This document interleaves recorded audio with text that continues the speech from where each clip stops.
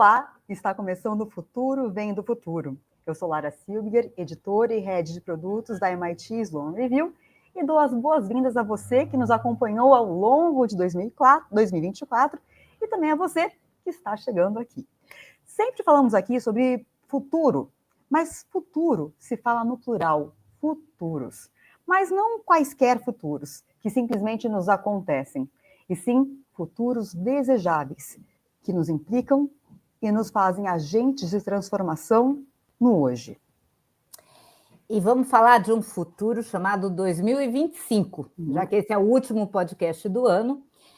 Talvez não necessariamente futuros desejáveis, mas os futuros possíveis, né? Eu sou Adriana Salles Gomes, diretora editorial da MIT Sloan Review no Brasil, e acho que realmente que o melhor modo de terminar o ano é trazendo um entrevistado especializado na agenda que em 2025 vai dar uma definida nessas possibilidades, no que pode ser, no o que não pode ser, que é a agenda ambiental, né? Acho que 2024 deixou claro que a agenda ambiental define cada vez mais as coisas, principalmente num país do agronegócio, né? Enfim, essas coisas todas. Para usar um termo querido na gestão, o meio ambiente funciona meio como guardrail, ou um conjunto de guardrails para os negócios, né? Definindo a pista em que os negócios podem se movimentar, queira ou não. O nosso entrevistado teve na COP29, agora que aconteceu em novembro, no Azerbaijão, que foi considerado um fracasso, vamos ver se ele acha, mas foi considerado um fracasso nas decisões que importam. Vem a COP30, que será no Brasil agora, em 2025, que também é prevista para ser um fracasso, segundo o coro dos contentes e descontentes. E temos o novo governo Trump, que não está escondendo de ninguém, que vai dar uma desmantelada, item por item, em toda a agenda do governo Biden na área ambiental. Então, a gente está né, em suspense aqui. O nosso entrevistado, ele é chairman da ACX Brasil, ele é especialista em energia renovável e compensação de carbono, ele é empreendedor do segmento de cleantech, ele tem um viés muito forte também em finanças, com MBA na Columbia University, e além de ser muito, muito importante aqui para a gente também, é nosso colunista da MIT Sloan Review. Então aqui eu dou as boas-vindas ao Carlos de Matias Martins. Olá, Carlos, tudo bom? Oi, Lara, bom dia, obrigado. Adriana, bom revê-las. É um prazer ter você aqui, Carlos, com a gente. Carlos ou Matias? Aqui já começo aqui apresentando, dizendo para a gente aqui, para todo mundo, que o Carlos pode ser chamado de Carlos, de Matias ou de Martins. E aí, Carlos, explica para a gente por que os três, antes de responder a minha pergunta aqui, que é uma pergunta já para a gente ir para o nosso tema direto, né? Vai lá, explica aí. Explicar, então, porque eu gosto dos três nomes aí, porque era o nome do meu pai, eu sou Júnior. Então, na gloriosa Escola Politécnica da Universidade de São Paulo, as classes eram divididas por ordem alfabética. Então, a turma 2 tinha 14 Carlos. E aí, então, todo mundo tinha que ser chamado pelo sobrenome. Então, meu segundo sobrenome, meu primeiro sobrenome é Matias, então todo mundo me chamava de Matias, que pegou, e eu estava aborrecido com as aulas de cálculo e resistência dos materiais, resolvi prestar o vestibular para fazer a gloriosa Escola de Comunicações e Artes da Universidade de São Paulo, jornalismo, conheci a querida Adriana, e lá, então, meu nome continuou Matias, né? Depois, por causa do tema das mudanças climáticas ser global, eu acabei conhecendo muita gente no exterior, fui fazer um MBA também nos Estados Unidos, e era impossível para meus colegas, amigos, pronunciarem o Matias, então virou Carlos Martins, que é um pouco britânico, mas eu atendo pelos três. Eu vou poder escolher um ou outro durante o podcast, então, tá? Combinado? Então, vamos Combinado. Lá. Lari, você pode falar CMM, que é nome de mineradora, mas também é a sigla dele. Eu uso muito CMM. Agora, nesse momento, eu vou escolher Martins. Então, vamos lá, Matias. Essa é a segunda vez que você vem ao nosso podcast, uma honra aqui para a gente. Neste ano, 2 vezes neste ano, que mostra a importância que o futuro vem do futuro dá à urgência climática, né, que molda o futuro das pessoas e das empresas também.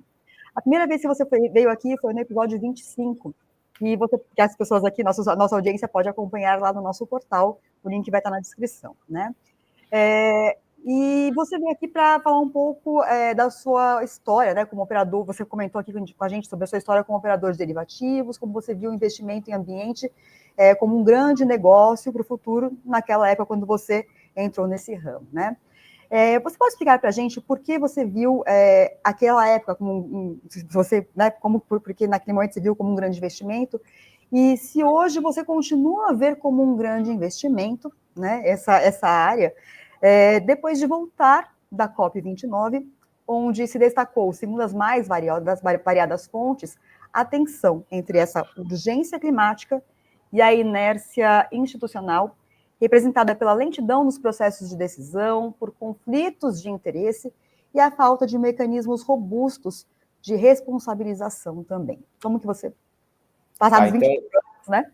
Originalmente, eu me interessei pelo tema de mudanças climáticas porque um amigo meu que trabalhava no Banco Mundial voltou da COP de Buenos Aires, passou por São Paulo, falou, você fica operando derivativos e o maior derivativo que vai existir na face da Terra é o crédito de carbono, porque tem mais CO2 na atmosfera do que petróleo debaixo da Terra. Eu me interessei, isso era 98, 99, não havia essa abundância, né, de informações na internet, mas fiz um pouco de pesquisa e imaginava, assim, que poderia trabalhar algum tipo de solução estruturada de financiamento para a época, a redução de emissões de gases de efeito estufa. Já existia o conceito aí de mudanças climáticas como um tema central para a humanidade. Uhum. Mas eu estava errado, eu achei que era finanças e virou engenharia de novo. E eu era um engenheiro, vou falar para os meus amigos aqui da gloriosa Escola Politécnica da Universidade de São Paulo, engenheiro de produção não é exatamente considerado engenheiro. Meu pai era engenheiro eletricista e eu acho que ele morreu, tadinho, desgostoso com o fato de eu ter feito engenharia de produção. Mas, nesse contexto, eu comecei a trabalhar a ideia de transição energética, energia renovável, e em paralelo com o tema mais amplo de mudanças climáticas e redução de emissões. Então, à época, funcionou porque o protocolo de Kyoto estava sendo tramitado, foi ratificado em 2005, eu fundei a empresa em 2000. Então, nós pegamos aí o começo dessa onda da criação de um mercado de carbono global com o protocolo de Kyoto. E energia renovável também. Aí sim, sempre me interessei muito por energia. Então, investimos em energia eólica. À época não existia solar, como tem hoje difundida no país, mas foi também uma época de conhecimento aí das novas tecnologias associadas à energia renovável. Claro que sucesso de empreender e de investir não deveria ser medido exclusivamente pelo sucesso financeiro, porque isso me trouxe muito propósito. Toda vez que eu olho e vejo o que deu errado durante o dia, eu lembro que dá para eu morrer fazendo isso, porque esse tema das mudanças climáticas não vai ser equacionado na minha geração, na nossa geração. E eu acredito de verdade que o equacionamento dessa hoje, né, o termo da urgência climática que nós vivemos, ela vai permear talvez mais 2 gerações aqui. Então, para me trazer propósito, para acordar de manhã e falar o que eu vou fazer da vida, ótimo. Sucesso financeiro é uma métrica difícil de aferir, mas eu estou bastante confortável com a ideia de que nós vamos ter mais 20 anos aí de bastante atenção. Inclusive, um dos nossos negócios é conectar os mercados de carbono com o mercado financeiro e acho que essa é a última, digamos, etapa para que, de uma forma mais ampla, a solução do tema das mudanças climáticas venha a ser equacionada. Ok. Perfeito. Eu não vou fazer nem comentário sobre a camisa, tá bom? Não vou comentar. Eu tenho certeza que vai ter gente na audiência que vai achar legal e eu não falo nada. Então vamos lá.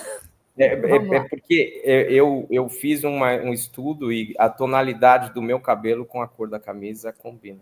E com o fundo aqui do nosso podcast também, que está ornando, né? Exatamente.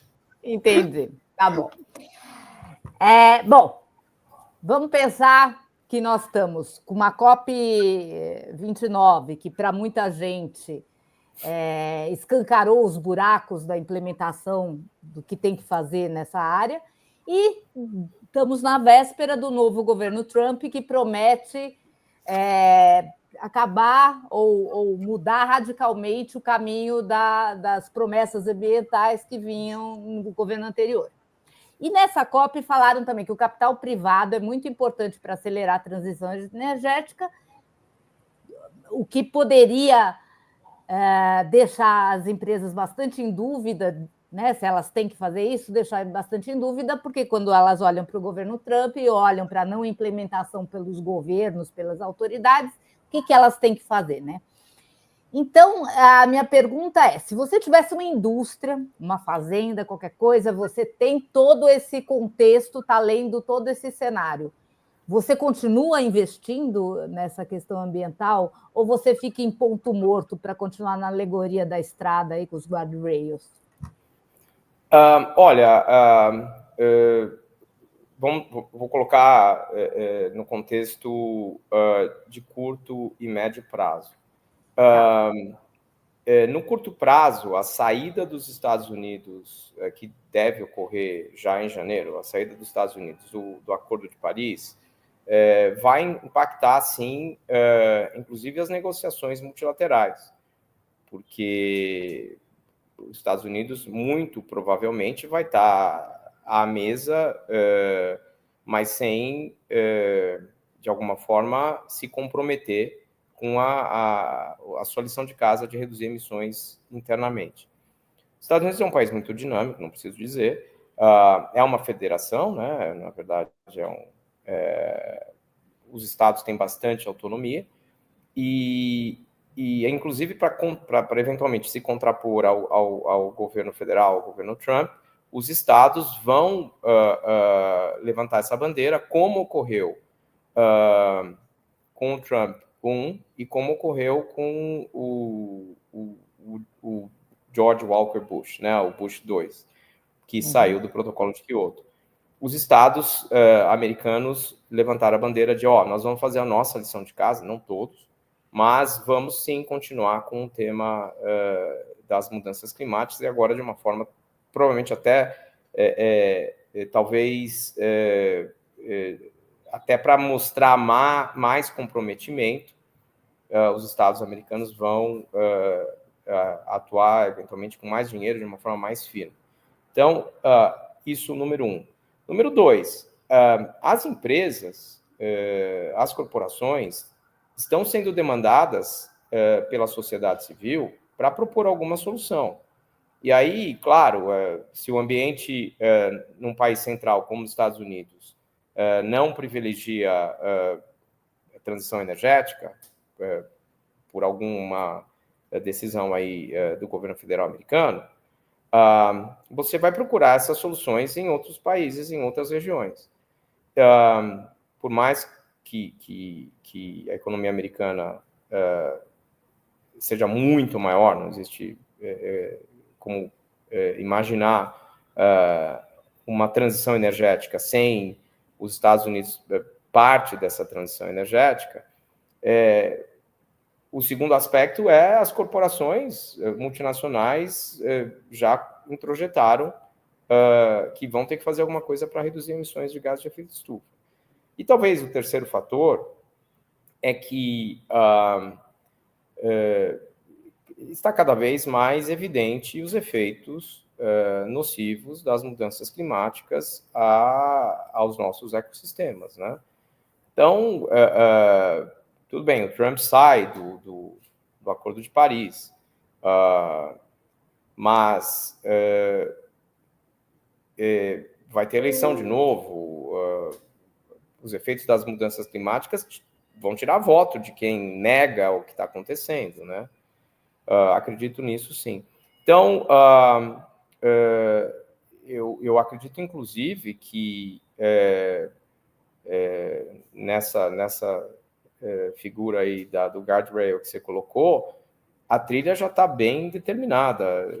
O empresário que negligenciar essa oportunidade, principalmente num país como o Brasil, que tem vantagens comparativas muito evidentes, o empresário que não aproveitar, que não inserir esse tema na sua agenda, vai deixar dinheiro na mesa.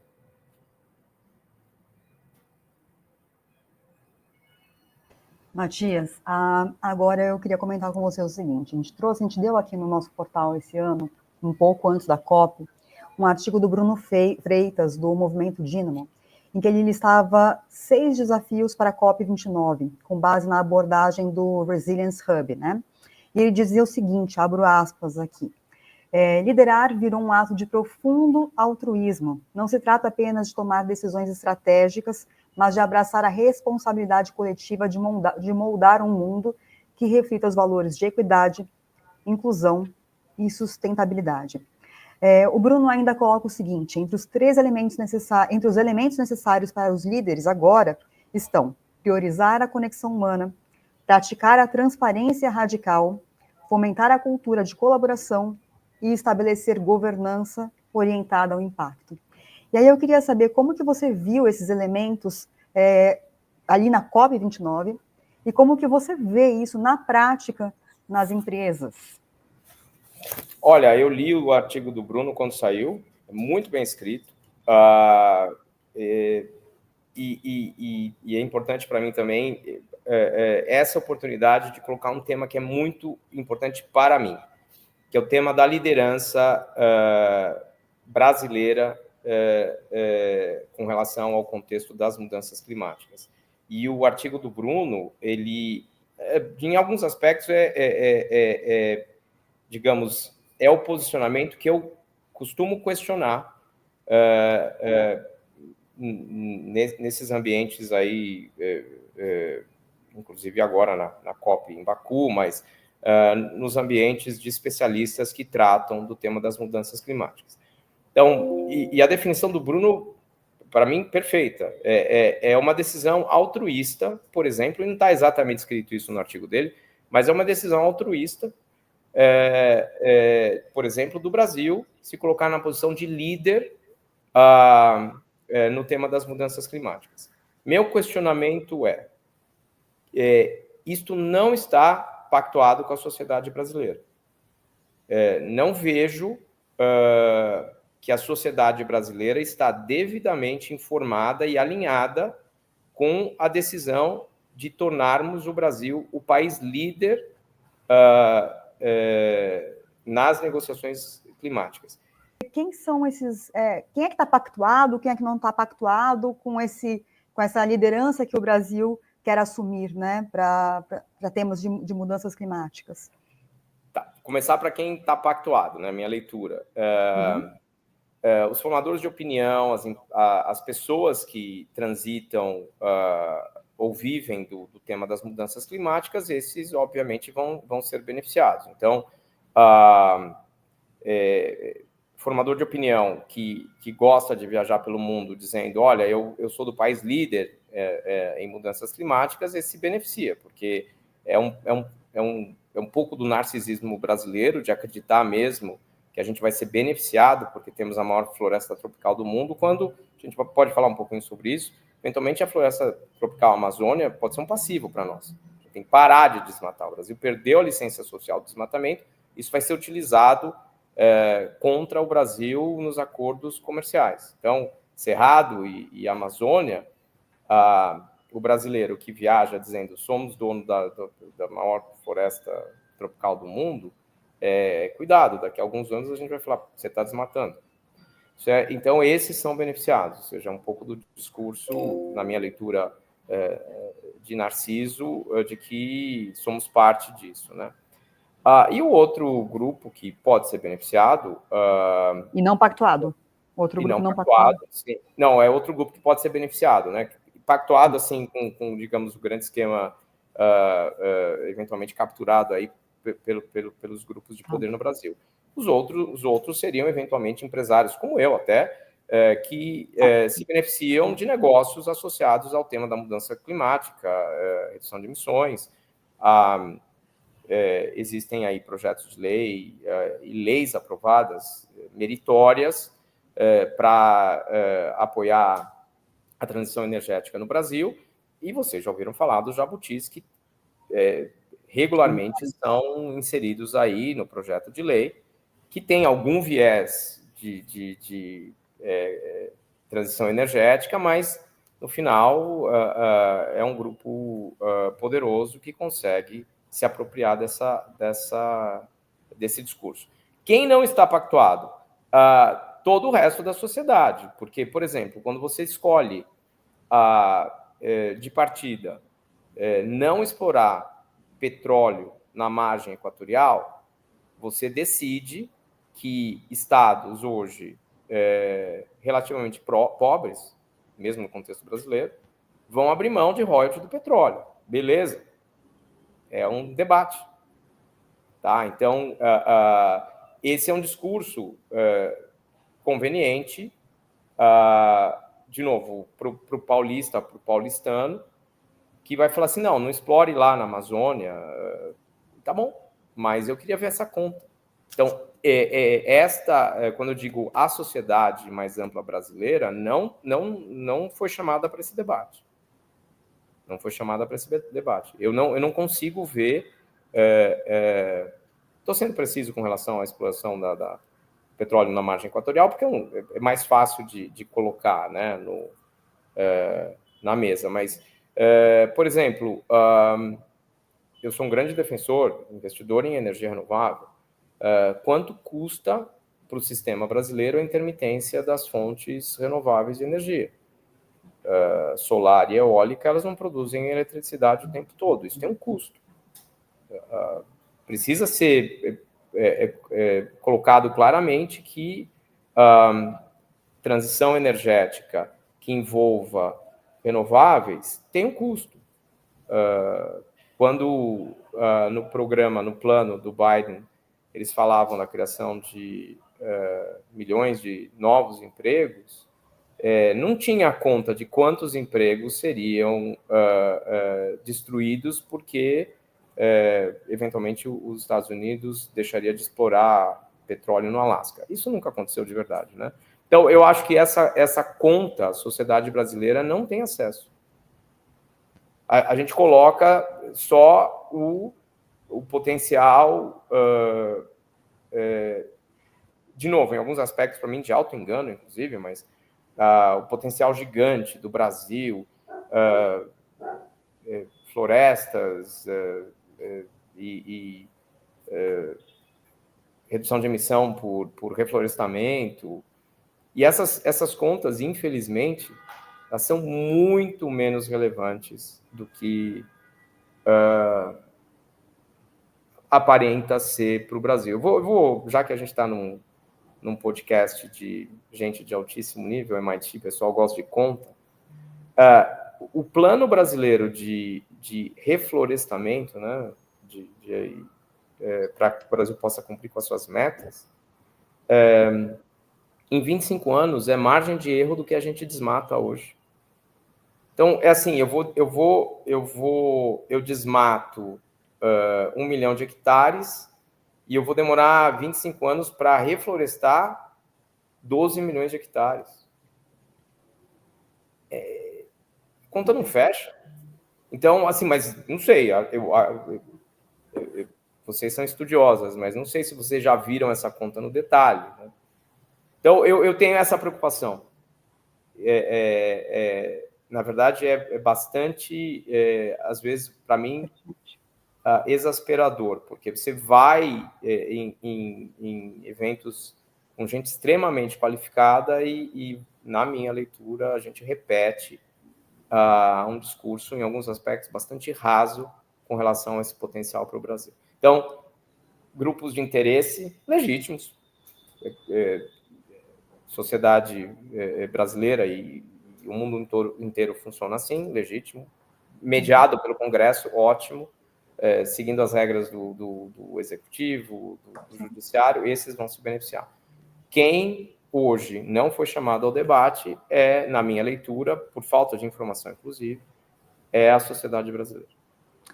Bom, aí eu já vou falar o seguinte, não sei se a gente tem essa condição de detalhamento, acho que não, que você tem, mas é por isso que a gente trouxe você para cá, que para você faça esse contraponto e esse detalhamento.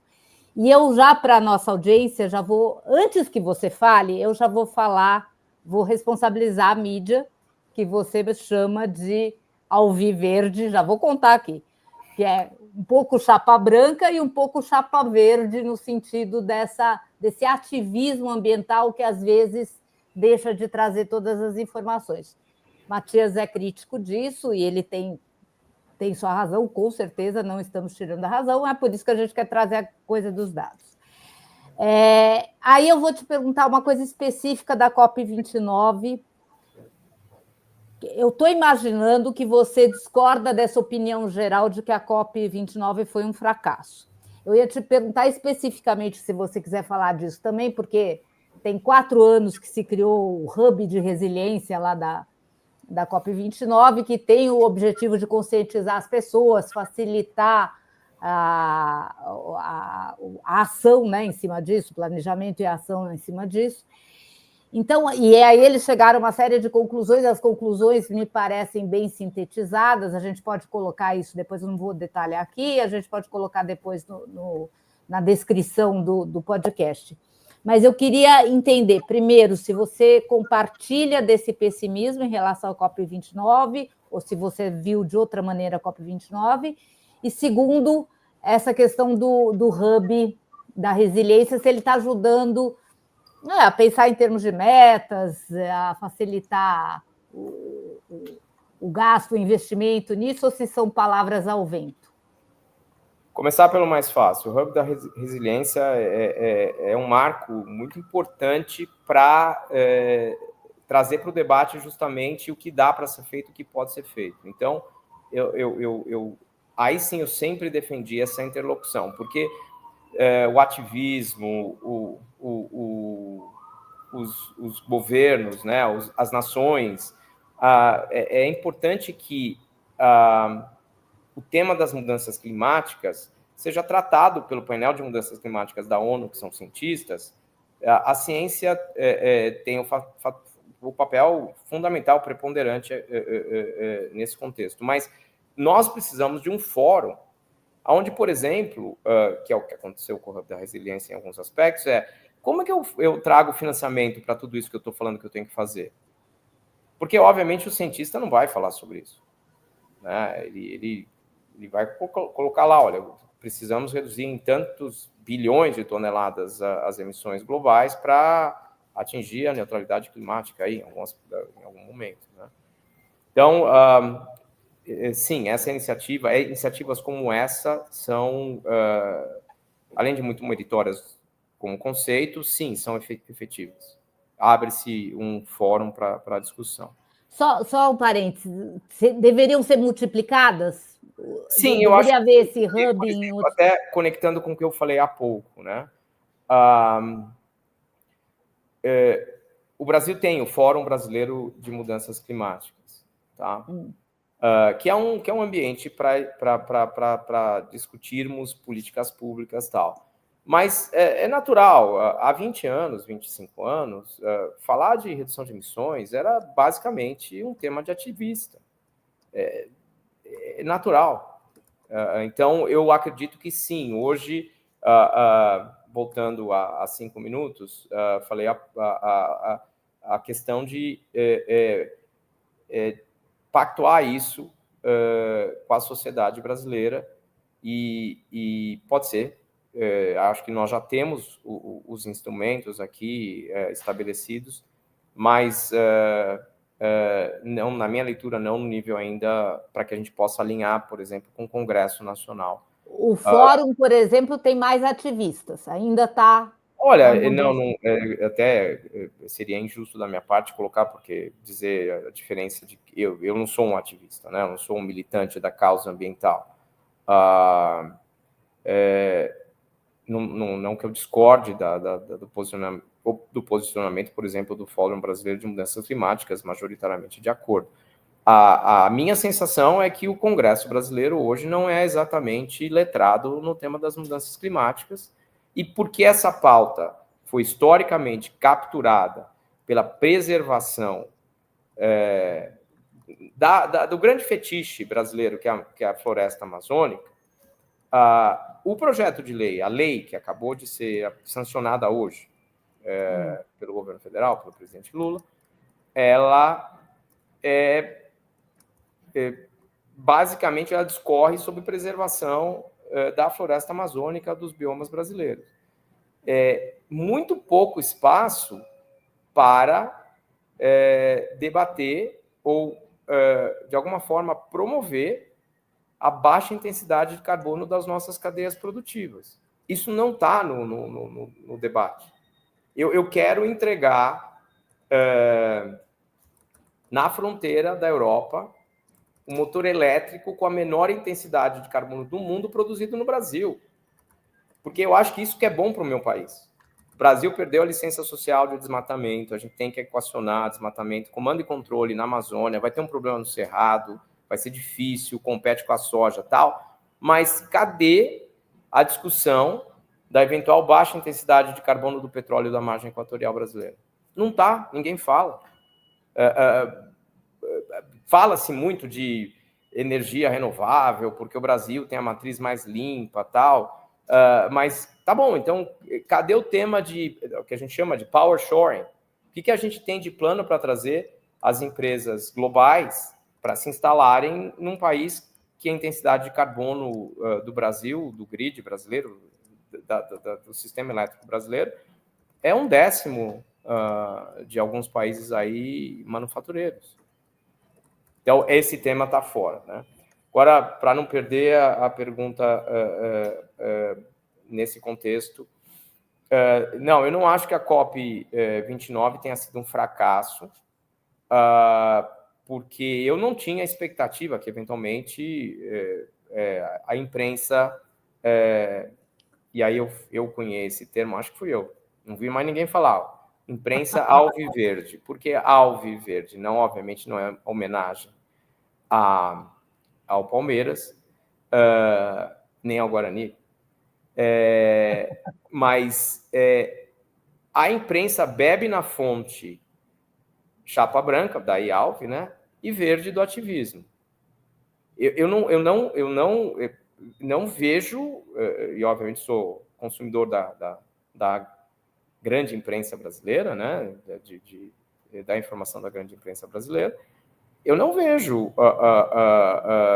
esse diálogo estampado nos jornais e nas televisões formadoras de opinião no Brasil. A fonte quando eu, jornalista, estou de acordo com o ministro do Meio Ambiente, a fonte é o ministro do Meio Ambiente, o Ministério do Meio Ambiente, e o ativismo. Quando eu vejo em jornal que a fonte das emissões é uma ONG que, por natureza, ela precisa dar o norte para a gente, tem a sua função importantíssima na sociedade, de dar o norte, de gritar antes de todo mundo, tal, mas, historicamente, os números dessas ONGs, as mais importantes, os dados que eles usam são exagerados, de propósito, porque senão não vai chamar a atenção de ninguém. Se eles não começassem a gritar há 15, 20 anos, o mundo vai acabar, talvez ninguém estivesse debatendo esse tema hoje, né? Então,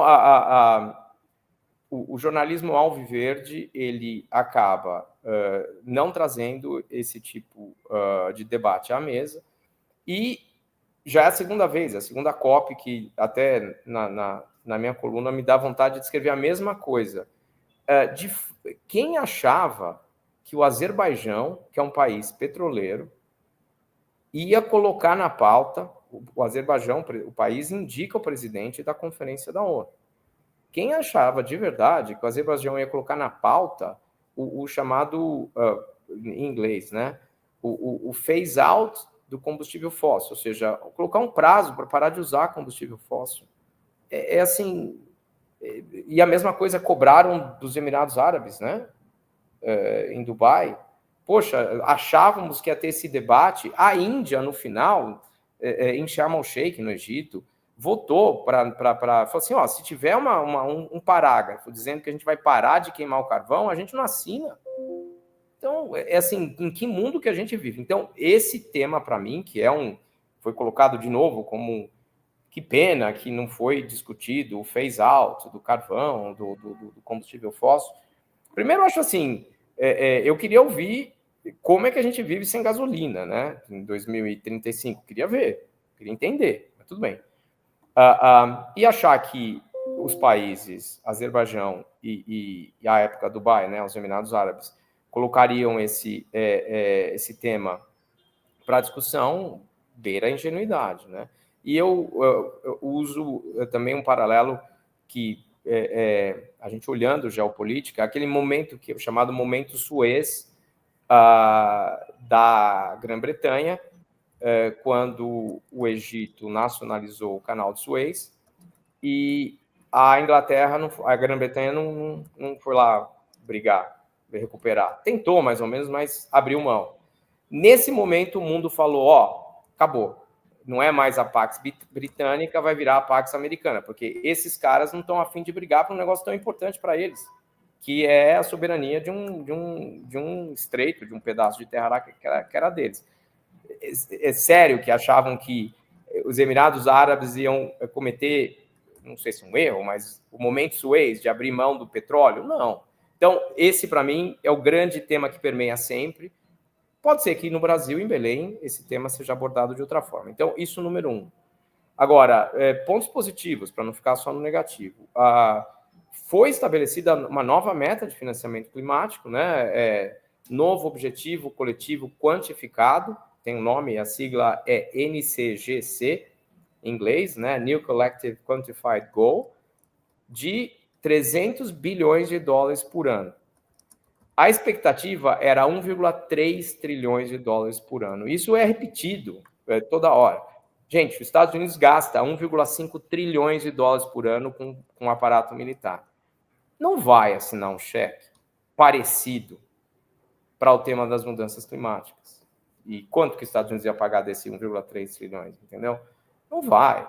Então, são assim, essas expectativas que são criadas e, de fato, elas não são executadas porque a expectativa talvez fosse exagerada. Então, isso eu vejo como muito positivo, 300 bilhões de dólares por ano para financiamento climático, como esse dinheiro vai chegar, mas hoje, aparentemente, é algo muito mais sólido, um consenso muito mais já pactuado entre as nações ricas, de oferecer esse financiamento climático. Então, isso é um ponto, para mim, muito importante e relevante aí para, de fato, fazer a conexão do tema das mudanças climáticas com os mercados financeiros. E dois, outro ponto que eu destaco aí como muito relevante é o fato de que o mercado de carbono, que é pendente de regulação, que é o chamado artigo 6º do Acordo de Paris. No primeiro dia, a presidência da COP já tinha isso negociado, obviamente os negociadores estão trabalhando há meses no arcabouço regulatório, trouxe lá e falou assim, aprovado. Então, isso é muito positivo, porque já há 25 anos o mundo decidiu que não ia taxar CO2, ia procurar mecanismos de mercado para equacionar o tema das mudanças climáticas. Isso já foi decidido há muito tempo. Para você ter um mercado funcional, você precisa dessa regulação. E esta COP trouxe bastante avanço no tema regulação do artigo 6º do Acordo de Paris. Tem duas cláusulas, 6.2 e 6.4, e as duas foram minimamente agora pactuadas entre os países. Então, número 2, muito, muito, muito relevante. Número 1, financiamento climático, 300 bilhões de dólares por ano. E número 2, a regulação do eventual mercado de carbono. Isso foi um avanço importante da COP. Talvez menos relevante, mas vale dizer, o chamado Global Stocktake, quer dizer, aonde nós estamos, né, o balanço global foi feito pela segunda vez. Todos os países do G20 aderiram ao chamado Net Zero em 2050, ou seja, agora todos os países do G20 estão dizendo eu vou ser emissões líquidas zero em 2050. Isso está pactuado. Então, também acho um avanço. E todos os países que anunciaram novas metas de redução de emissão, incluindo o Brasil, anunciaram metas mais ambiciosas. Então, isso não pode ser tirado do contexto. O que eu acho que é sempre frustrante poxa, a gente gostaria, talvez, de um compromisso mais imediato de todos os países, principalmente dos países ricos, mas eu acho que a gente já está experiente e velho o suficiente para ver que a vida não é assim, né? Deixa eu só acrescentar uma coisinha, Lara, só porque o Matias falou foi sancionado hoje a lei, então só deixar claro que hoje, quando estamos gravando, é 12 de dezembro de 2024, e é a lei que justamente estabelece o mercado regulado no Brasil. Isso. E foi sancionada, tá? Agora... especificamente sobre a regulamentação que você comentou, a regulamentação do comércio internacional de carbono, queria entender qual é a sua visão sobre isso, como isso muda o jogo de alguma maneira? E aí já engato com uma outra pergunta aqui para você, como que vai a negociação de créditos de carbono na ACX, aqui no Brasil, em parceria com a B3? Queria saber essas duas coisas. Olá, insisto, né, o mundo poderia ter decidido há 30 anos que iria taxar a emissão de CO2, mas não foi esse o caminho escolhido pelas nações lideradas pela ONU. Desde 2000, com o protocolo de Kyoto, foi criado o conceito e todo um ambiente regulatório para o mercado de emissões, de comércio de emissões de gases de efeito estufa, que foi regulado por alguns anos no âmbito do protocolo de Kyoto, que ainda está em vigor. O mecanismo de desenvolvimento limpo do protocolo de Kyoto existe e está operacional. A decisão agora em Baku foi de não interromper ou não cessar as operações desse mecanismo, que digamos, é o embrião dos mecanismos de comércio de emissões do Acordo de Paris. Então, a conexão do mecanismo de desenvolvimento limpo do Protocolo de Kyoto com o Acordo de Paris se dá no âmbito do artigo 6º. Então, o mercado financeiro, o mercado global, os grandes atores, aí, as corporações, apostavam que com esta regulação, e continuam apostando, acredito, que com a regulação do artigo 6º,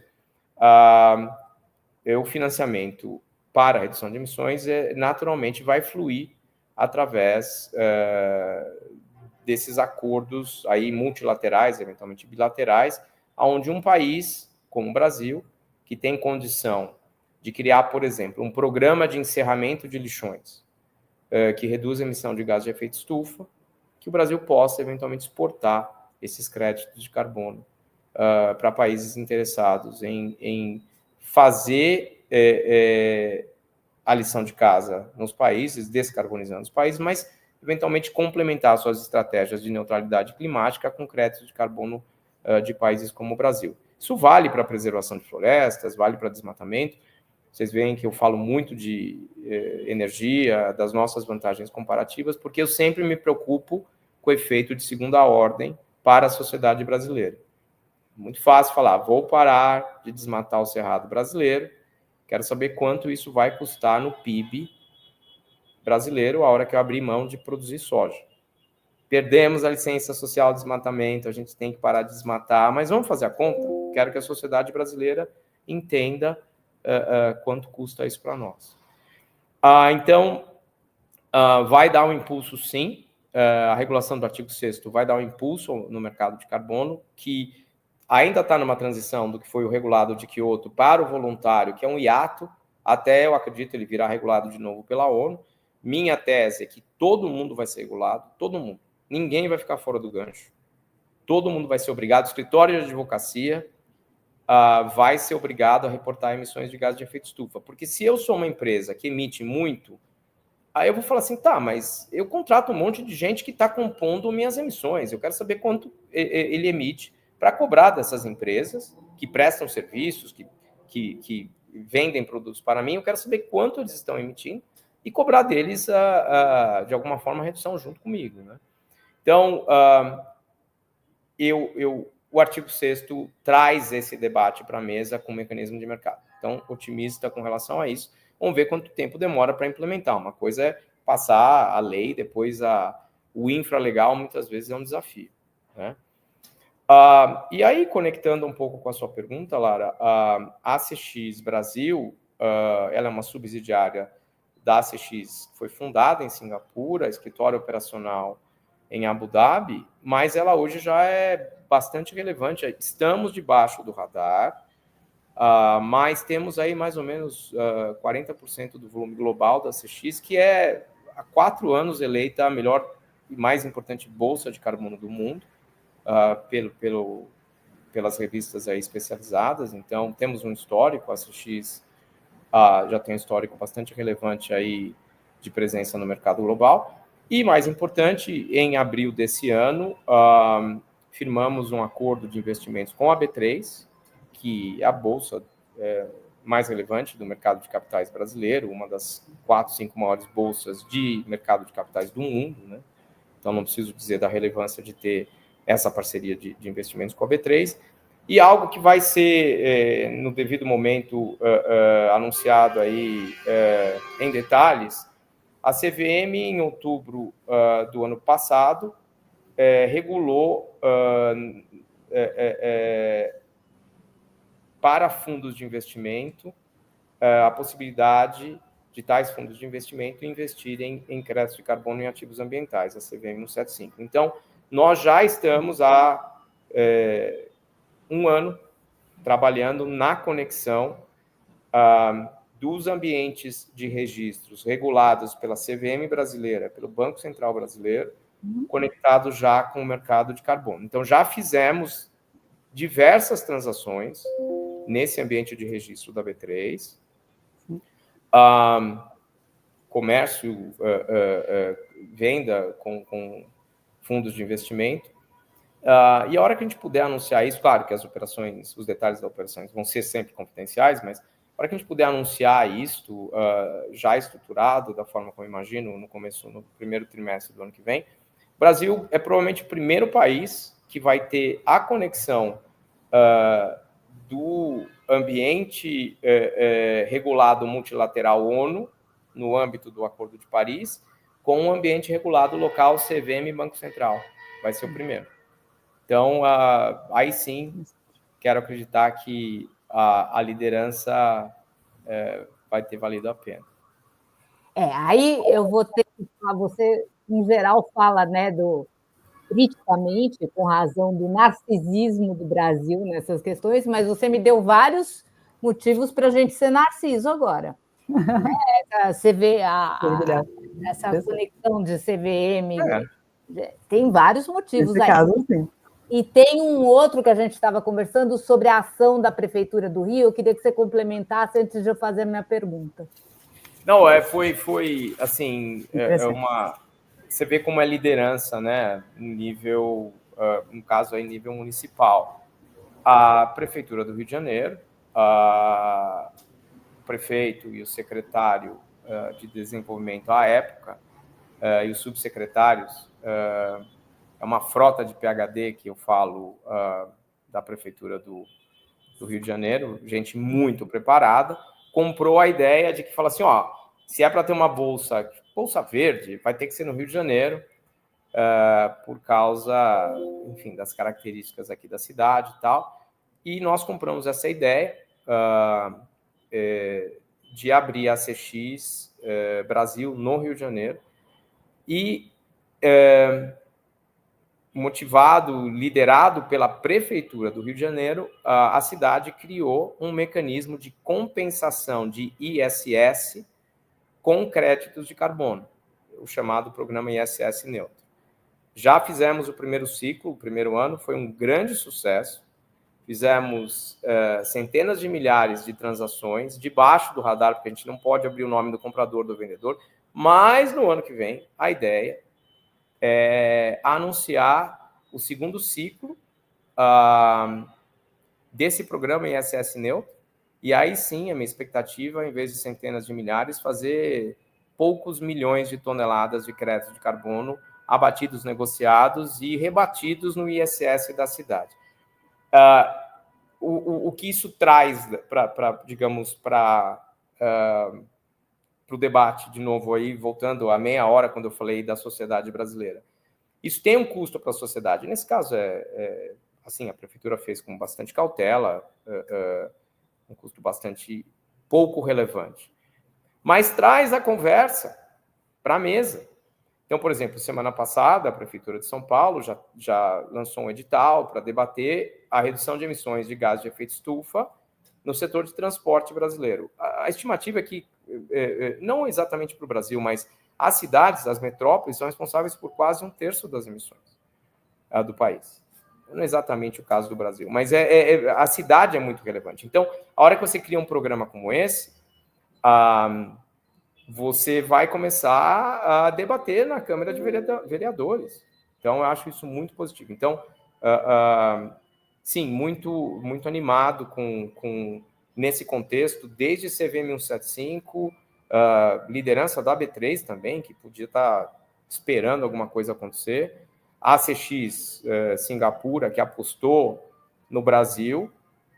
Eu sempre prometi que a gente ia bater o recorde nos primeiros 6 meses de volume, e eu acho que a gente vai fechar o ano, como eu falei, com uma participação expressiva no mercado global, e agora com o projeto de lei aprovado, sancionado hoje, preparado para conectar já o mercado regulado brasileiro. Perfeito. Eu estou feliz com o nosso narcisismo coletivo aqui, porque ele tem mérito nele. Agora, na COP, voltando então para a COP29, o Brasil também apresentou novas metas ambiciosas. Eu queria que você falasse um pouco dessas metas e quão positivo é isso. A gente teve agora, no episódio anterior do Futuro Vem do Futuro, a gente falou, foi dedicado ao agronegócio, e falou muito da questão das pastagens degradadas e dessa tendência à integração lavoura, pecuária, floresta, o ILPF, que também é uma coisa bem avançada. Não sei quanto essas coisas conversam, mas queria que você falasse um pouco sobre essas metas. Então, o Brasil, ao contrário do que a turba da internet queria, o Brasil exerceu seu poder de liderança climática, mas de uma forma muito inteligente. Colocou bandas para cumprir a meta de 2030, 35. Então, nós temos bandas, ao contrário do que existia até recentemente. O Brasil simplesmente cravava um volume. Falava assim, eu vou emitir tanto em 2025, 2030 e agora 2035. Então, com estabelecimento aí de bandas para emissões globais líquidas do Brasil, a banda é 1,05 bilhões de toneladas líquidas emitidas em 2035 e a banda inferior, o limite inferior da banda, 0,85 bilhões de toneladas em 2035.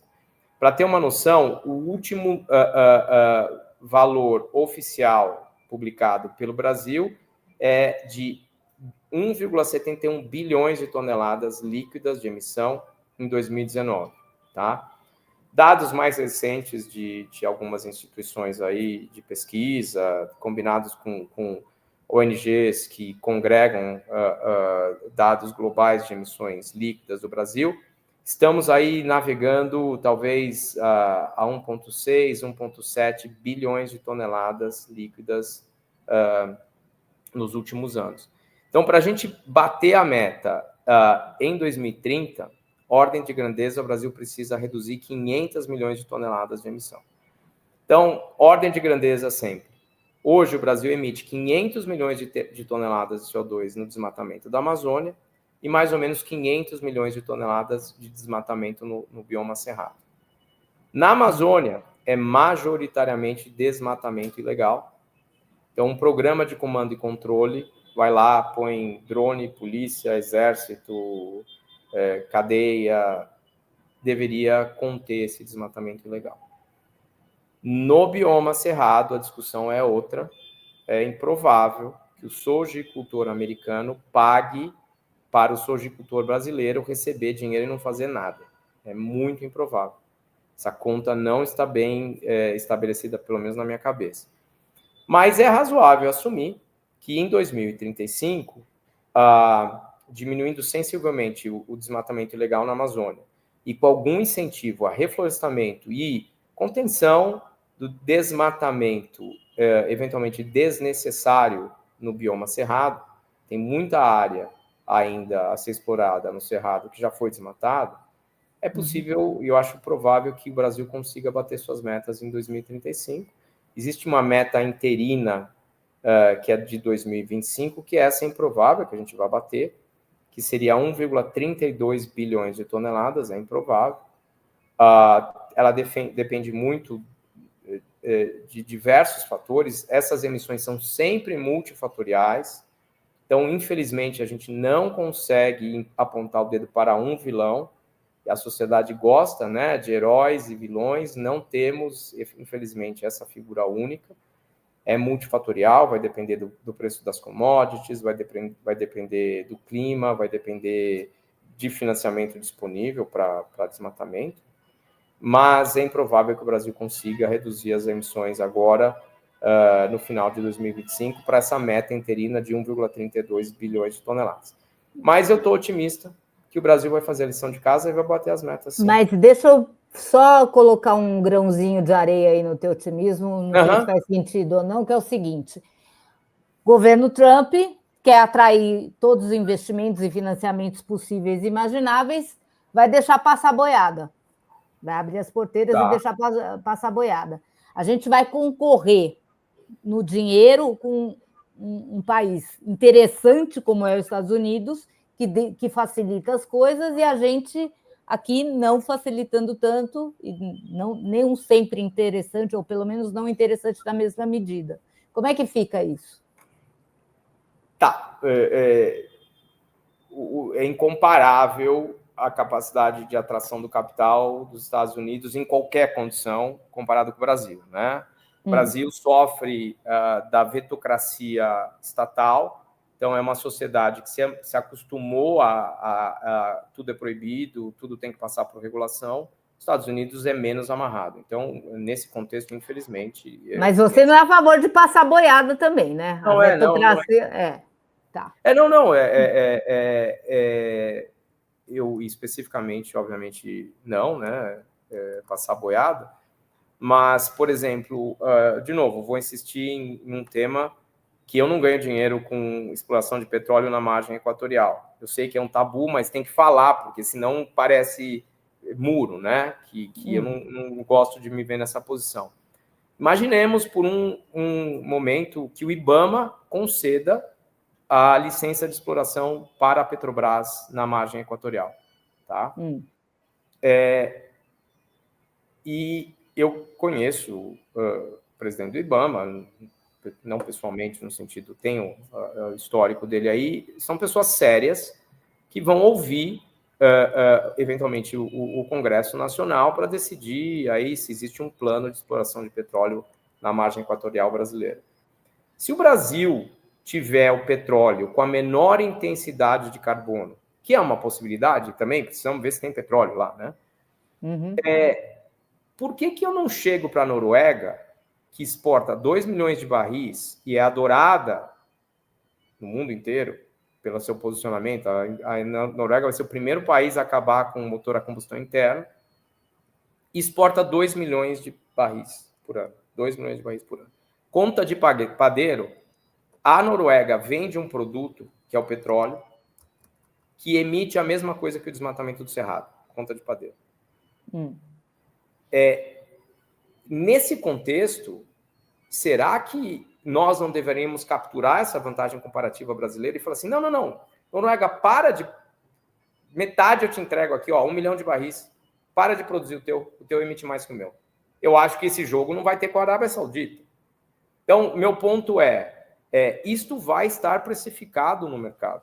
Os Estados Unidos também, eles não conseguem fazer tudo sozinho. Inclusive, a cadeia produtiva americana depende da cadeia produtiva chinesa. Hoje, esses mercados estão muito conectados.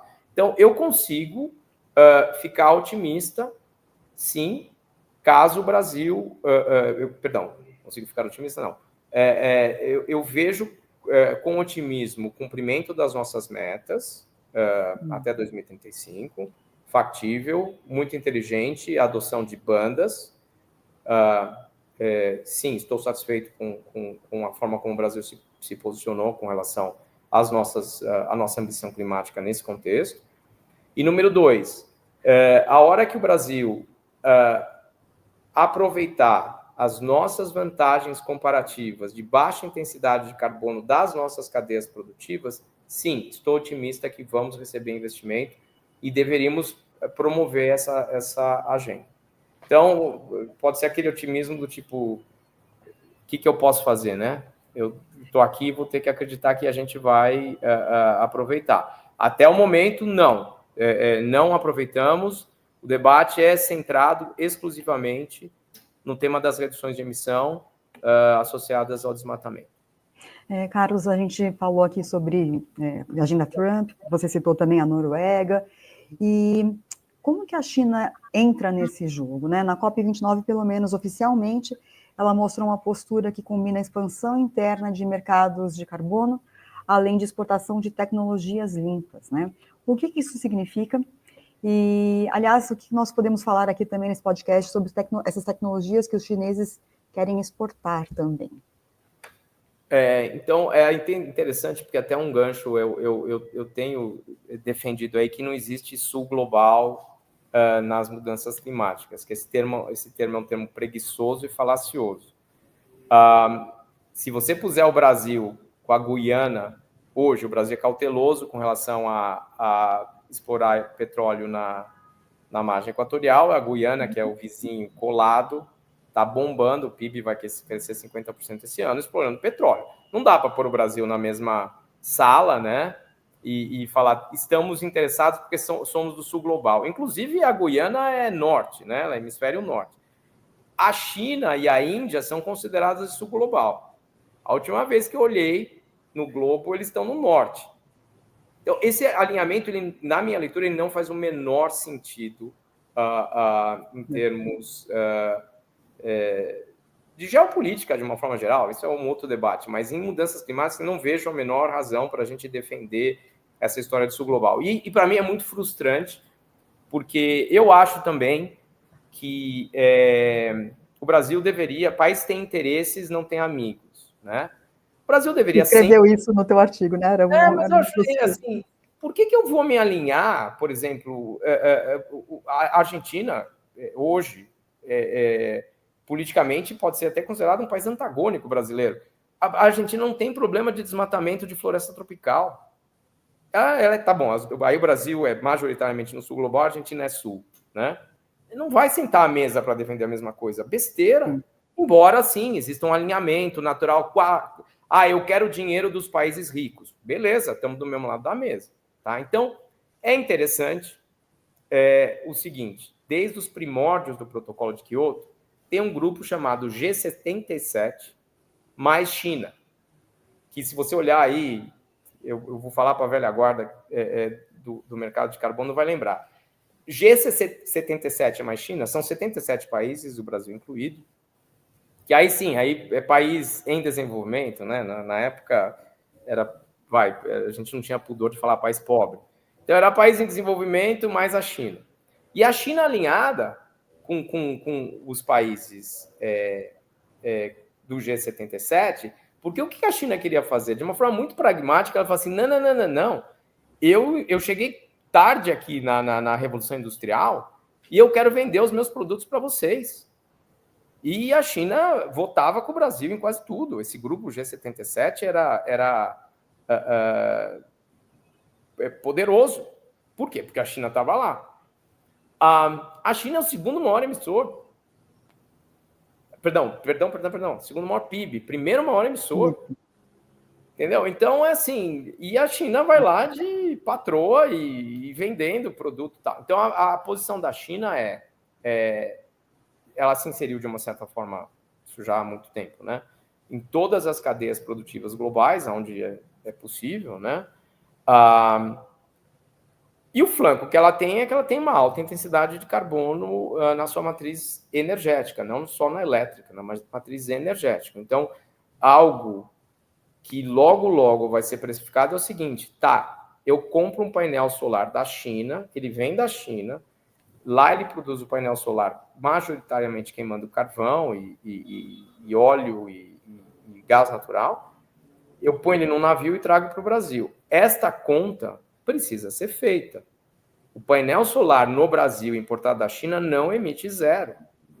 Essa conta precisa ser feita e vai ser feita.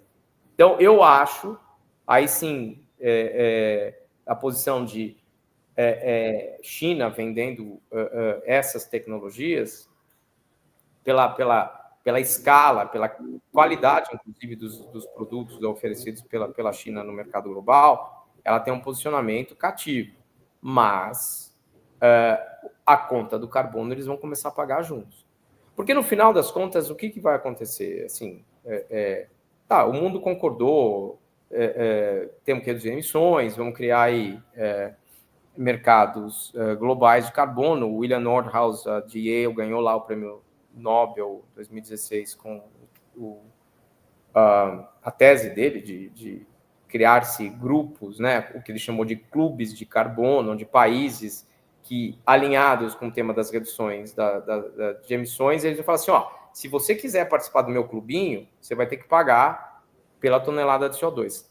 Em algum momento, a China vai fazer parte disso. A Europa criou o CBAM, Carbon Border Adjustment Mechanism, que é uma taxa na fronteira da Europa. Você só entra aqui se você pagar o custo do carbono. Então, isso está se desenhando de uma forma global. Mas sobre os mercados internos, os mercados internos de carbono na China? Não, como está acontecendo lá? O que eles estão colocando é um esforço grande de diminuir a intensidade de carbono. As províncias têm incentivos locais, mas aí, de novo, tanto que ainda não é suficiente.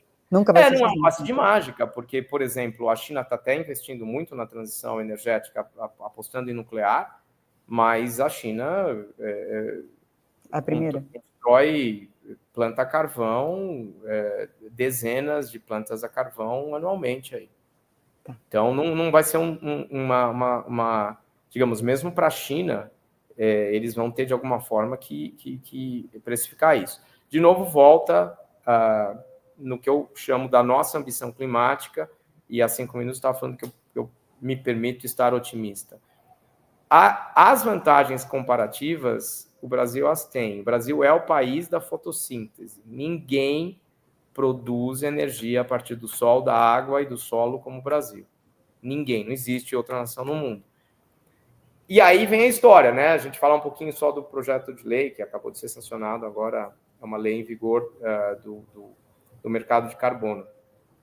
Quando o Brasil tira o agro dos compromissos de redução de emissão, na minha leitura, é um grande tiro no pé.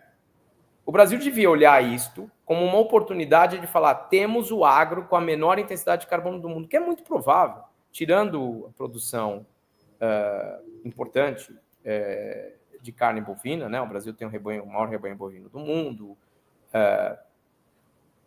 quase 2/3 da emissão associada ao agro, não ao desmatamento, ao agro, vem do rebanho bovino. Um número aí, claro, precisa ser determinado com mais precisão, e isso não existe tecnologia para diminuir as emissões associadas à fermentação entérica do boi. O boi fica ruminando, emite metano.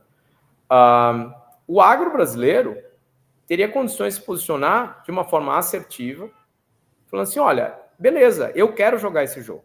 Eu tenho um cliente, é fato, tenho um cliente, produtor de etanol, que entrega etanol no porto de Rotterdam com uma intensidade de carbono 30% mais baixa do que o etanol produzido por beterraba na Bélgica. Eu quero jogar esse jogo, esse é o jogo que eu queria jogar. Não, isso não está na lei, não está lá. Mas ele consegue cobrar 30% mais, já que a intensidade... Então, ele consegue cobrar, vai cobrar. Não vai, porque a Europa instituiu a taxa na fronteira. Tá bom. Tá certo? Agora, também digo isso com cuidado, com cautela. Como é que é? Países não têm amigos, países têm interesses. Acordos climáticos, eles começam ambientais e terminam comerciais. Gente, é uma besteira essa história de, por exemplo, ambição climática, né? De novo, voltando na história do narcisismo brasileiro. Qual é o sentido da gente estabelecer metas ambiciosas sem a contrapartida? Cadê a Europa? Ah, não, a gente já reduziu as emissões. Tá, beleza. Agora o Brasil vai estar subjugado aí a acordos climáticos estabelecidos, por exemplo, pela Comunidade Europeia, que até parece que a presidenta lá, a van der Leyen, vai cair, parece. Não sei se vocês viram isso. Porque os países... Saiu ontem uma discussão importante, porque majoritariamente liderado pela França, né? Uma coalizão de partidos de direita, de esquerda na França, falou assim: temos que tirar essa Úrsula daí, porque ela assinou um acordo lá com o Mercosul e a gente não quer. Assim, eu brinco isso, vou falar, parafraseando a estátua do Winston Churchill. Como é que era? Como é que é? Não, vou já falar a frase. Entre o sabugismo, a Europa, e as mudanças climáticas, escolhemos o sabugismo e vamos ter as mudanças climáticas. Me frustra, assim... Outro dia a gente estava vendo um negócio de acordo bilateral com países exportadores de petróleo e tal. Falou assim: você não quer falar com a França? Eu falei: não quero falar com a França. Porque ela é protecionista nesse ponto. Isso vai ser usado contra a gente. Então, os mercados nacionais, voltando à pergunta da Lara, e aí Brasil incluído, poderiam sim ter uma posição mais assertiva com relação a essa vantagem comparativa brasileira. Não vejo isso, infelizmente. Mas sou um otimista por natureza. Tá bom. Ano que vem, COP30 no Brasil, em Belém do Pará. Até agora que se saiba, vai acontecer no Belém do Pará. E a gente queria fazer... Esse é o momento do podcast em que a gente normalmente faz um bate-bola rápido, pergunta das preferências pessoais, tal, para o nosso público conhecer melhor o entrevistado, não só na questão da gestão e dos negócios. Como a gente já fez isso com você esse ano, esse é o segundo podcast, nós vamos fazer sobre a COP30, não, na verdade, sobre o ano de 2025, que abarca a COP30 e abarca outras coisas. Então, a gente vai tentar fazer mais rápido do que o resto, dar uma mapeada no ano de 2025. Tá bom? Tá bom. considerando que esse é o podcast da virada. Primeira coisa, o Brasil está organizando a COP30. Oficialmente está organizando, sociedade civil, que inclui a empresarial, governo, todo mundo, né? Pergunta, está organizando mesmo? Até agora a gente não tem, por exemplo, nem o presidente anunciado do evento, né? Nem o champion, que é uma figura importante nas COPs, anunciado. O que você diz sobre isso? Olha, eu estou muito otimista com a qualidade das pessoas envolvidas aí na organização da COP no Brasil. Tanto o presidente quanto o champion da COP eu conheço pessoalmente. Anunciado, ele tem insider information. E também aquela história, o que eu sei, porque ouvi de diversas fontes, as duas cartas de indicação estão já na Casa Civil para aprovação da Presidência da República. Os dois nomes são conhecidos pela indústria, pelos stakeholders, aí, pelos atores mais importantes do tema das mudanças climáticas no Brasil, e os dois de altíssima competência e relevância, e se forem confirmados, os nomes forem confirmados, o Brasil vai fazer muito bonito, porque é gente de primeira linha, reconhecida globalmente, tem a interlocução, vai saber pautar os nossos interesses, então eu estou bastante otimista com relação a isso. E aí não é que está demorando para anunciar, eu acho que é natural, precisa haver, sim, um debate, né, com os ministérios envolvidos, e também a história de que se você faz parte, é sempre uma indicação política, você vai indicar eventualmente um presidente do Itamaraty e um champion do agronegócio, são pessoas de primeiríssima linha, eles vão tomar pedrada.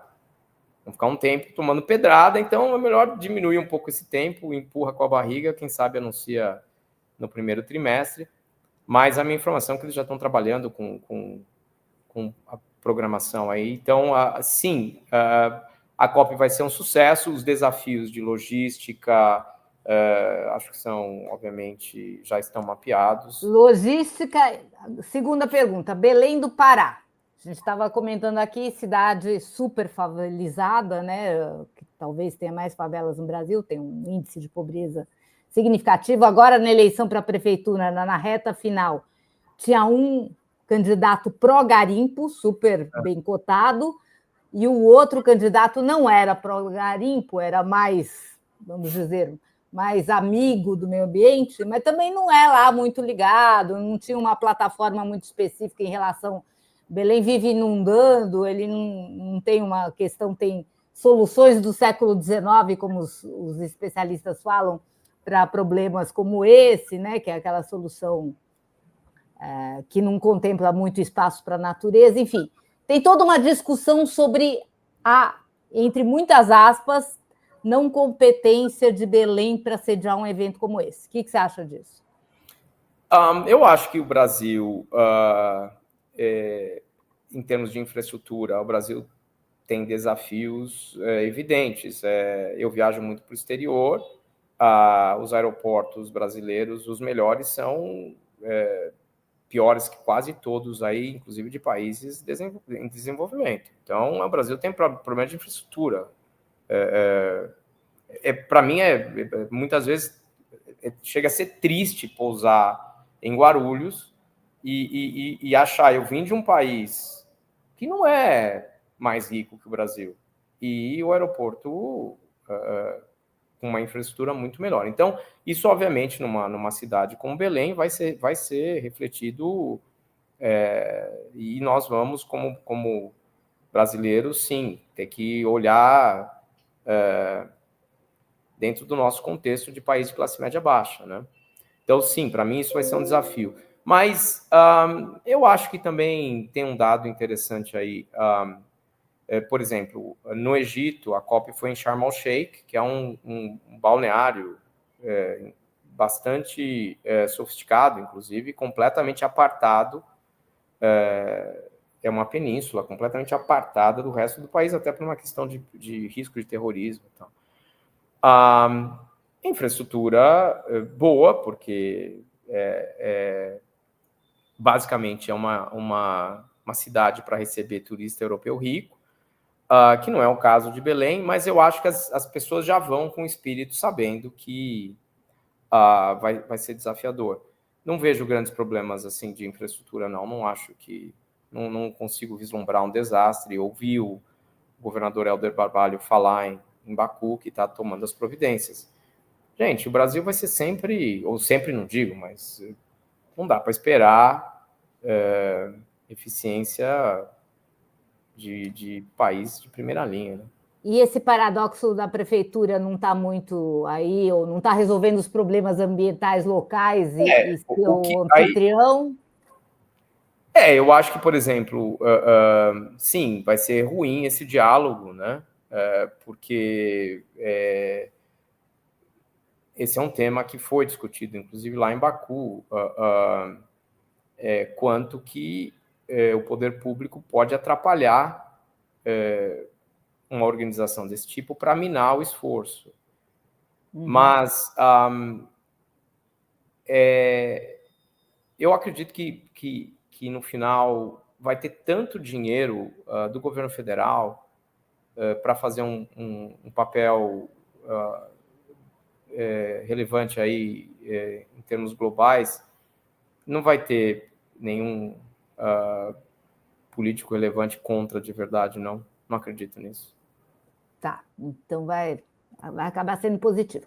O que deveria acontecer na COP30, diferente da COP29, da COP28, e o que você acha que vai acontecer de verdade? O deveria e o que vai acontecer?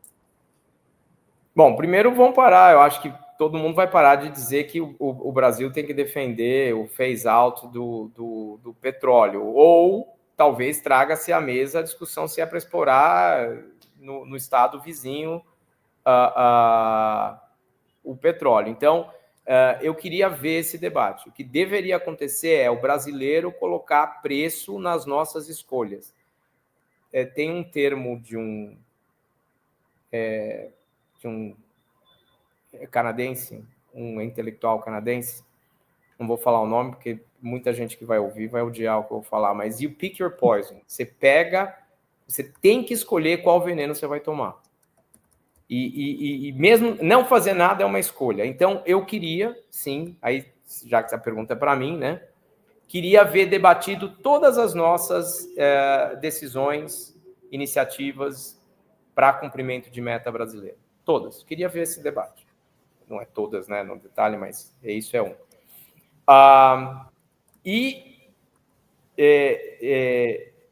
De uma forma bastante assertiva, posicionar o Brasil ante aí as outras nações como, eventualmente, o grande país exportador de baixa intensidade de carbono nas cadeias produtivas nacionais. Então, o que deveria acontecer, para mim, esta seria a grande pauta brasileira. O que vai acontecer, infelizmente, acho que aí já está na mesa, nós vamos passar 10 dias discutindo o desmatamento na Amazônia. Tá. Eu acho insuficiente. O Brasil perdeu a licença social de desmatamento, não vamos dizer, não quero torta na cara, dizendo, o cara está defendendo. Não, estou falando, perdemos a licença social de desmatamento, mas eu queria que a sociedade brasileira, o Congresso Nacional, o Poder Executivo, estivesse esclarecido com relação às nossas vantagens comparativas de baixa intensidade de carbono da nossa cadeia produtiva. É isso que eu queria que acontecesse. O que vai acontecer, vamos ficar 10 dias ouvindo o discurso. Vamos lá, uma pergunta aqui para você. Trump já anunciou a saída dos Estados Unidos do Acordo de Paris de novo. E aí a pergunta é: quais serão as consequências logo nesse primeiro ano de mandato dele e como isso vai se refletir nas conversas, nas negociações da COP30? Como eu falei há pouco, né? Quando o Trump saiu do Acordo de Paris em 2016, os estados levantaram a bandeira e as corporações, tal, inclusive para se contrapor ao Trump. O desarranjo no multilateralismo com a saída dos Estados Unidos é grande, porque você tem um interlocutor extremamente relevante, né, em todo tipo de iniciativa de redução de emissão global. Você não pode falar assim, ó, está todo mundo no gancho, os Estados Unidos está fora do gancho. Não vai acontecer. Então vai sim haver um desarranjo, isso vai ter um preço, a humanidade vai pagar esse preço. Obviamente seria muito melhor para o Brasil e para o mundo que os Estados Unidos continuasse, de alguma forma, o seu compromisso, não exatamente de fachada, mas o compromisso discursivo de redução de emissões de gases de efeito estufa. Mas vamos lá. O IRA, né, Inflation Reduction Act, que era o Biden propôs lá quando ele tomou posse em 2020, são centenas de páginas escritas para sindicalista. Ele não fez nada desculpa, americanos amigos, ele não fez grandes coisas. Aquela história drill, baby, drill, os Estados Unidos vai continuar perfurando, nunca parou. O Obama aprovou a alma mais caridosa que já pisou na Casa Branca. Ele aprovou explorar petróleo no Alasca. Assim, então, às vezes, para mim, assim, aquela história... acho que para o bem dos Estados Unidos, o Estado americano ele tem uma preponderância muito menor, relativamente muito menor do que tem no Brasil, né? Então, quero acreditar sim, posso estar no alto engano de quem fez uma escolha de trabalhar com mudanças climáticas e transição energética há 25 anos. O erro já foi cometido lá atrás, agora já era, mas eu posso estar alto engano, mas eu acredito que vamos sofrer 4 anos aí com uma interlocução complexa com os Estados Unidos, mas o tema veio para ficar.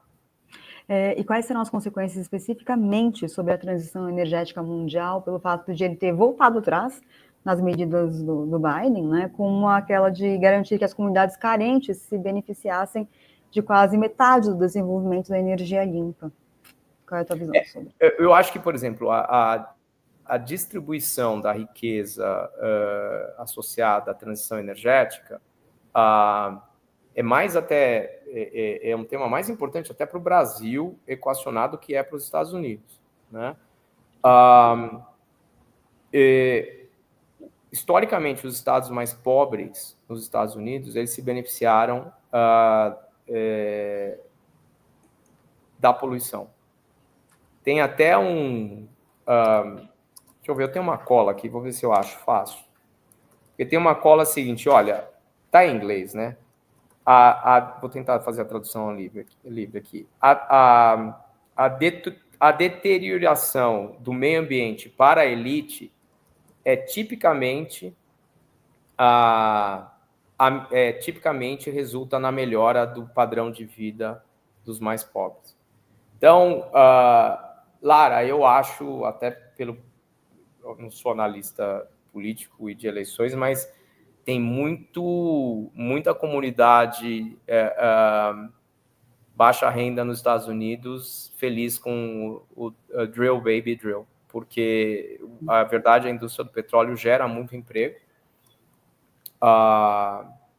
e eu não sei se vai ter o tal do, como é o termo em inglês, né, o backlash. Eu não sei se isso vai ter um impacto negativo, não. Na verdade, é possível, inclusive, que, num primeiro momento, esse retrocesso, de alguma forma, ele faça com que o Trump tenha, inclusive, ganhe popularidade. Então, na minha leitura, se você olhar, e isso, claro, é minha obrigação, né?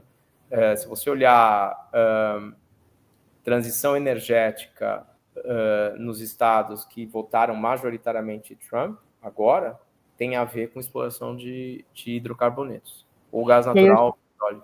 E isso que eu ia te perguntar, a minha última pergunta antes de passar aqui para a Adri, devolver o Q&A para ela aqui. O que a gente pode esperar dos lobistas de petróleo que agora, né, vão fazer parte aí do governo Trump? Olha, até para fincar minha posição aqui de defensor de transição energética, né? Parabéns, a indústria do petróleo conseguiu angariar o maior arcabouço regulatório. Não existe nada tão subsidiado no mundo do que queimar petróleo. Parabéns, caras. E aí ainda, de vez em quando, reclamam do subsídio para a eólica, né? Então, é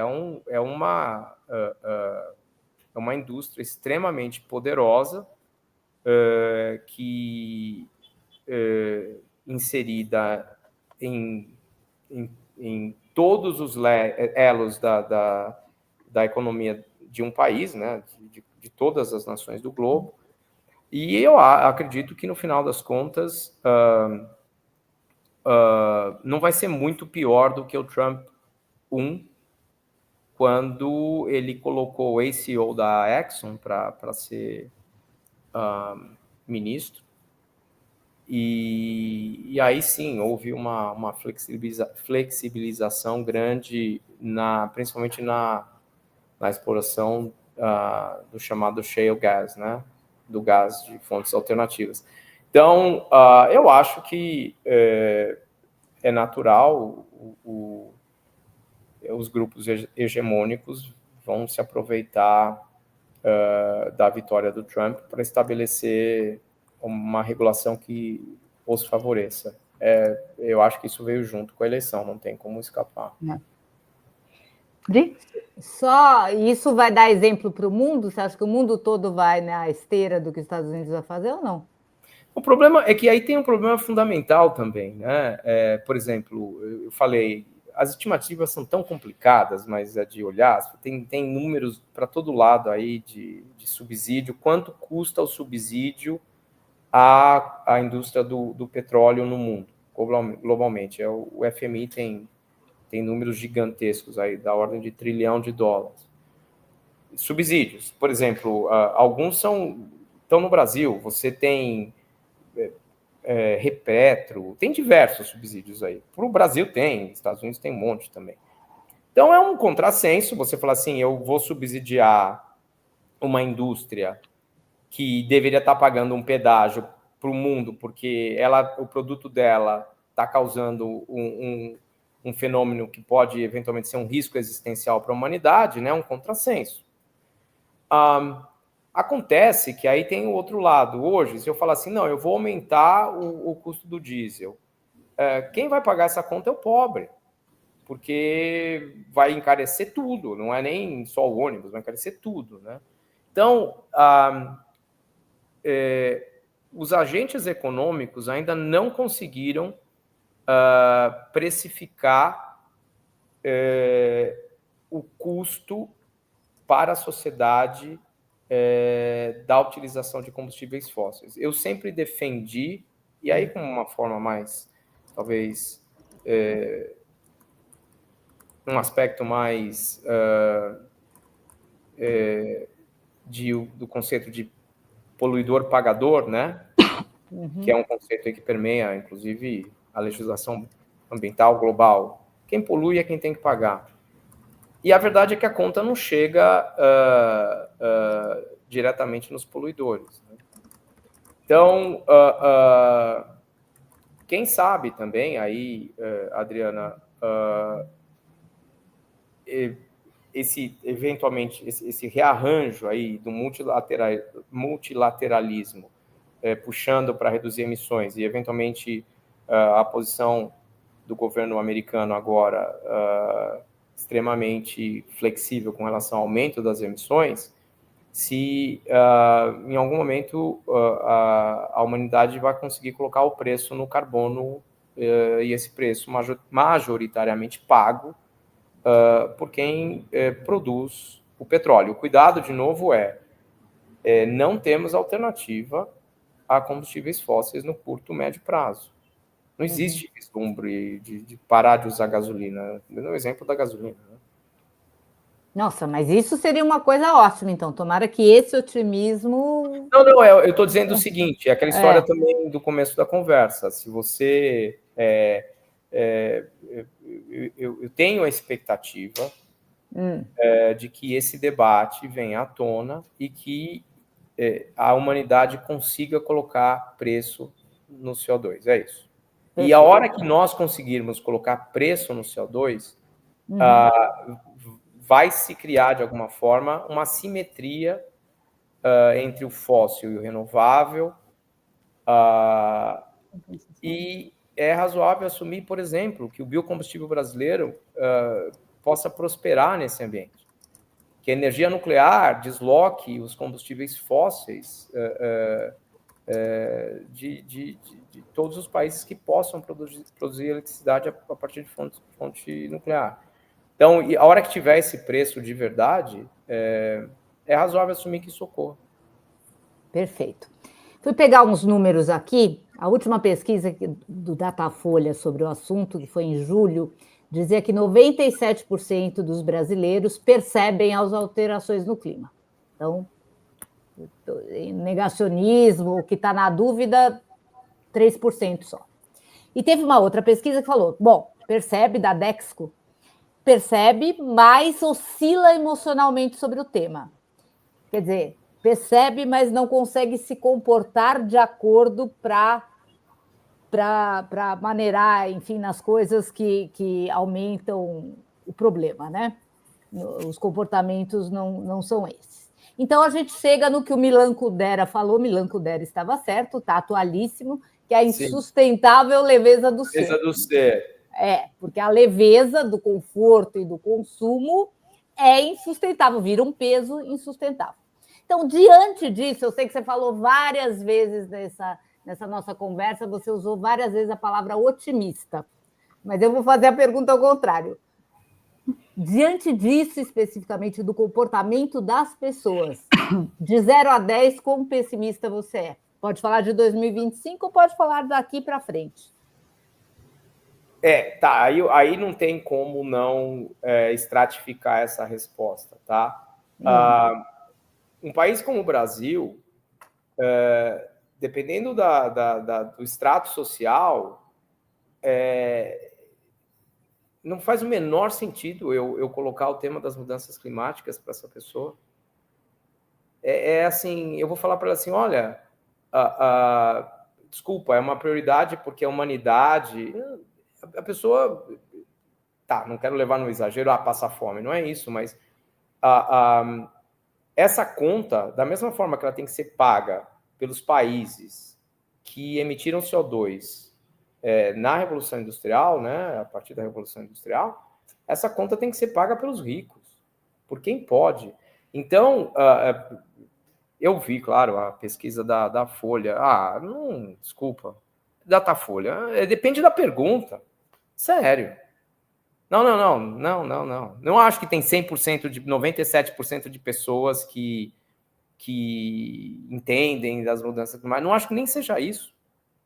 Eu não acho. Acho que, por exemplo, só agora minha mãe sabe o que eu faço. Tadinha, tá entendendo mais ou menos o que eu faço. Outra coisa, vem essa história aí de terraplanismo, de que, das pessoas alinhadas com mudança climática. Eu estou falando honestamente, eu não conheço ninguém que acredite que a Terra é plana. Eu acho que vocês não conhecem. Tá? Eu tenho uma lista de amigos que acreditam em horóscopo, não vou falar... Qual é o seu signo? Fala o seu signo aí. Eu sou Leão, que é o melhor de todos. Na verdade, Leão é o segundo melhor, né? Porque você pergunta qual é o melhor, a pessoa sempre fala o dela e a gente, o Leão, acha que é o melhor. Então, a gente ganha. Não, meu ponto é assim, não, desculpa, esse tipo de pesquisa não me comove. Tá. Eu não acho que exista uma consciência global de que a mudança climática é um fenômeno existencial. Não acho. Tá, então no pessimismo de 0 a 10, você é 10 no sentido da consciência. Não, eu acho, de novo, aí, por exemplo, o que vai acabar, eu acredito que aconteça dessa forma, a humanidade, aí a ciência formadores de opinião, os legisladores, eu acho que agora não, já há algum tempo estão sendo cobrados por ações efetivas para mitigação dos efeitos da mudança climática, para redução das emissões de gás de efeito estufa.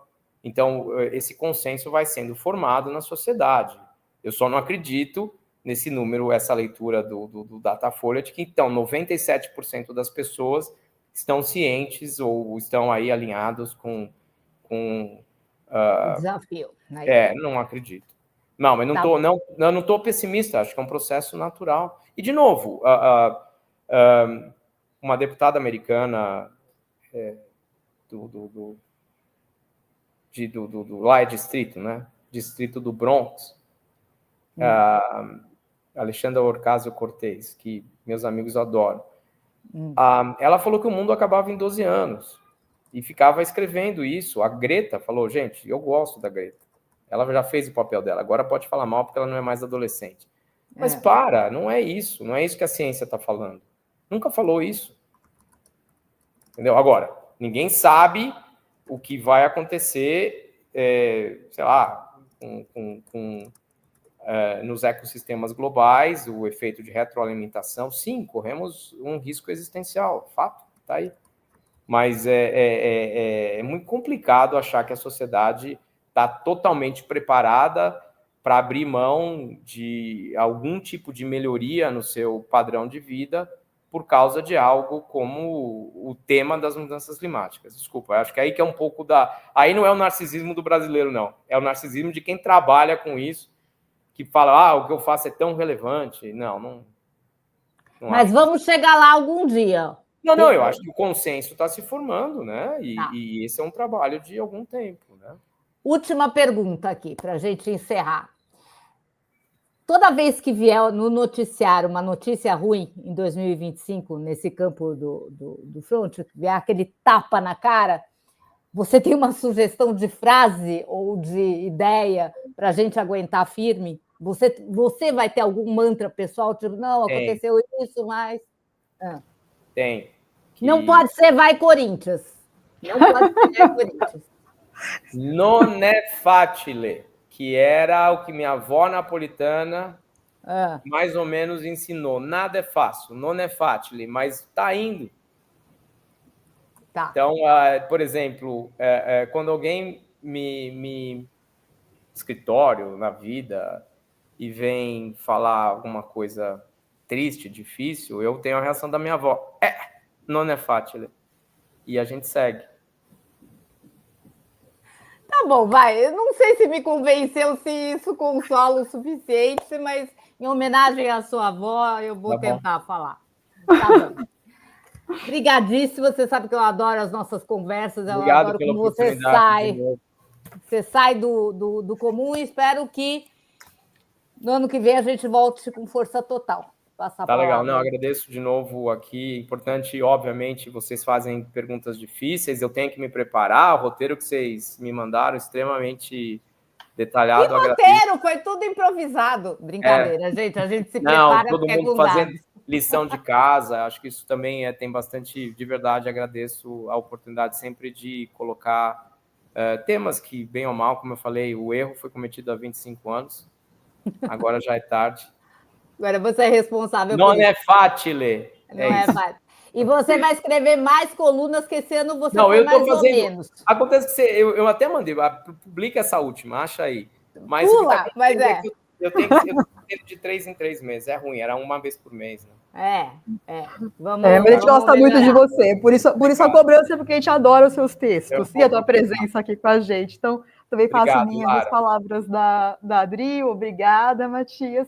E estendo também o nosso agradecimento à Adriana Salles Gomes, à Natália Duarte, que fica aqui no nosso backstage, e, claro, a você que nos acompanhou até aqui. E fica aqui o nosso convite para você participar da nossa pesquisa Sua Voz Importa, e desejamos a vocês todos um Feliz Natal e boas festas, que a gente se encontra no ano que vem. Até lá! Tchau, tchau, pessoal! Obrigado. Tchau, tchau.